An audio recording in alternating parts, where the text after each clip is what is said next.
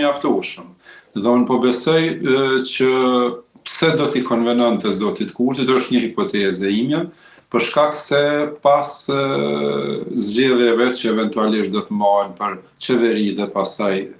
mundësisht zgjedhja e presidentit, do të zhvillohen disa procese shumë të rëndësishme. Negociatat janë pezulluar përkohësisht, po ato do të rinisin dhe do të jenë shumë intenzive, do të merren vendime jo shumë popullore për vendin. Prandaj unë besoj që zotit Kurti i konvenon që edhe nëse zgjedhjet e ardhshme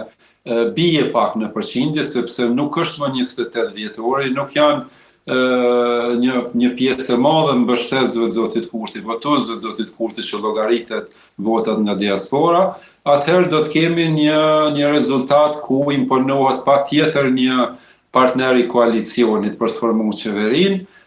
ku pastaj do të hynte në pako edhe marrëveshja për presidentin. Pra mendoj që zoti Kurti po kërkon ndarje të përgjegjësisë dhe tani për dallim prej herës kalume kur në blok opozita refuzonte të qeverisë me zotin Kurti, tani ju e keni pa edhe prej fushatës fundit edhe tani këtë ditë që ka takime, ka një ulje Por a nuk duhet të ndahet përgjegjësia